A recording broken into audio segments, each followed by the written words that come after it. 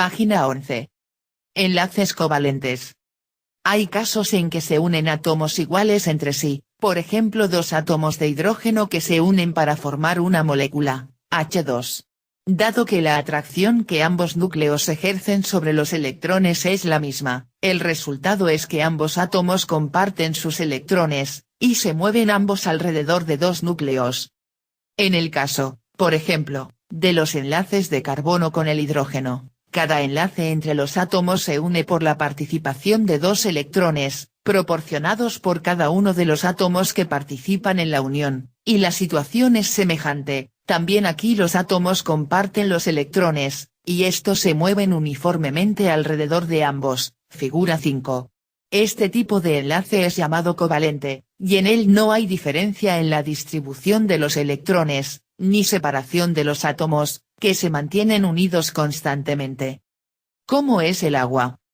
Hay casos intermedios en los que es difícil hablar de un enlace covalente puro, o de un enlace iónico, que se presenta cuando se unen elementos que tienen una diferente capacidad para atraer a los electrones, electronegatividad, pero no al grado de que uno tome los electrones del otro ni viceversa.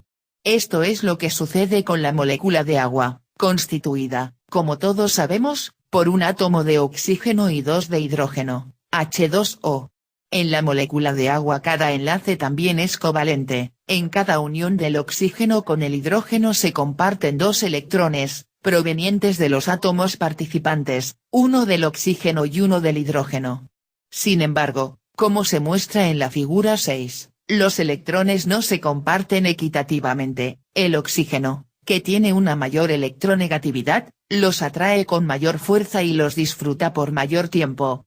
Esto da como resultado que se constituya una especie de carga negativa, aunque incompleta en el oxígeno, y que, por otra parte, se genere una deficiencia de carga en las dos zonas del hidrógeno.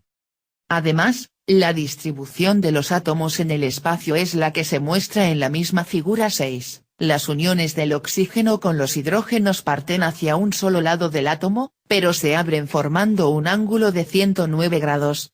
Sucede así que en la molécula se establecen dos polos negativos que lógicamente se convierten en uno hacia el extremo donde se encuentra el oxígeno, y dos positivos hacia los hidrógenos. Esta es la disposición general que da lugar a las llamadas moléculas polares, y que en el caso del agua hace que sus mismas moléculas se organicen como se muestra en la figura 7, gracias a la atracción que ejercen mutuamente los polos negativos y los positivos. De aquí resultan propiedades del agua que son diferentes a las de moléculas de tamaño semejante como el metano, CH4. Entre las sustancias químicas, por ejemplo, el estado físico depende en gran parte del peso molecular, mientras más grande es una molécula, más se va acercando al estado sólido. Es así que el metano, CH4, el NH3 y moléculas de ese tamaño, son gases aún a temperaturas bajas.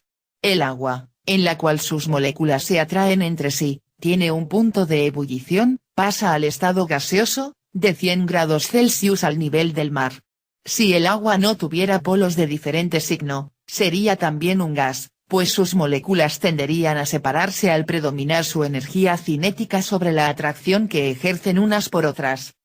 Hay muchas otras moléculas no polares, como la gasolina y otros combustibles, los aceites y grasas minerales, que no ejercen atracción importante unas por las otras, que son líquidas a la temperatura ambiente a partir de aquellas de 6 o 7 átomos de carbono, y una de sus propiedades importantes es que no se pueden disolver en el agua.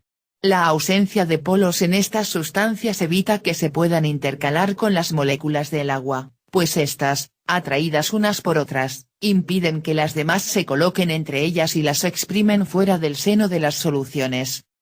Hay pues compuestos iónicos y polares que pueden interactuar unos con otros porque sus cargas positivas o negativas o su polaridad les dan esta posibilidad. Dentro de este grupo se encuentran prácticamente todas las sales, los ácidos y las bases o álcalis. También son polares todos los azúcares y aminoácidos, así como un sinnúmero de sustancias que existen en la naturaleza. Por otra parte, hay sustancias apolares que, al no tener cargas en sus moléculas, solo pueden interactuar unas con otras, pero de ninguna manera con las polares, que las expulsan de su seno. Todo esto es fundamental para entender una cuestión muy sencilla, que es la solubilidad de las sustancias. Solubilidad. ¿Qué es una solución? La solubilidad es la propiedad que tienen las sustancias, gaseosas, líquidas o sólidas, de intercalar sus moléculas con las de un solvente, el líquido en que se disuelven.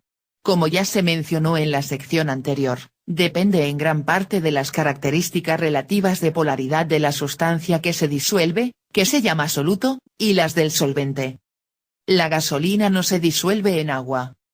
Ya se mencionaron las razones de este fenómeno. Las moléculas del hidrocarburo, que no son más que cadenas de átomos de carbono saturados de hidrógenos, no se pueden intercalar con las del agua, que se atraen fuertemente entre sí.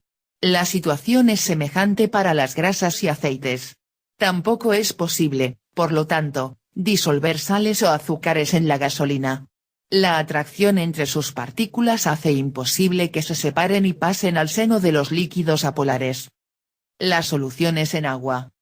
Tomemos el caso, por ejemplo, del cloruro de sodio en agua, tal vez la solución más abundante de nuestro planeta, o del azúcar en el agua. En el caso del cloruro de sodio, la disolución tiene lugar porque cada uno de los iones, sea positivo o negativo, ejerce una atracción sobre la porción negativa o positiva, respectivamente, de las moléculas de agua. Estas llegan a formar verdaderas capas alrededor de los iones, que realmente están separados y es así como se intercalan con el agua. Cosa semejante sucede con otras moléculas polares, como los azúcares.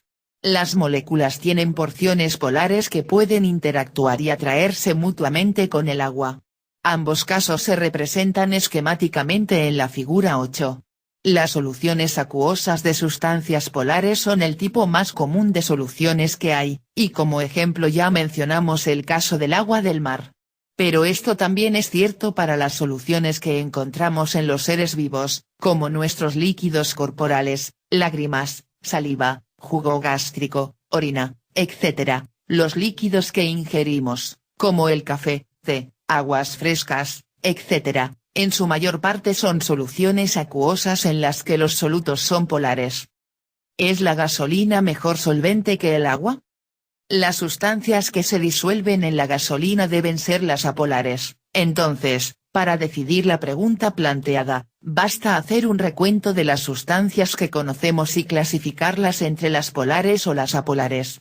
El ejercicio puede ser largo, pero si enumeramos las sustancias que conocemos, podremos ver fácilmente que es mucho mayor el número de las polares, que deberían ser solubles en agua, que el de las apolares, que serían solubles en gasolina. No hay siquiera punto de comparación, por esta razón el agua es considerada como el solvente universal. En resumen, las interacciones de las moléculas se dan en gran parte debido a la distribución electrónica que poseen y que puede permitir la relación de los compuestos polares o iónicos con los de su mismo tipo. Por otra parte, hay también interacciones hidrofóbicas, pero estas no son más que atracciones débiles entre moléculas apolares. La gasolina se separa del agua, no porque haya una atracción importante entre sus moléculas, sino porque la fuerte atracción entre las moléculas de agua rechaza y expulsa a las de gasolina. Así de simple. Este es un concepto de gran importancia, pues determina las interacciones de las moléculas que constituyen a los seres vivos y define con frecuencia estructuras. Página 15.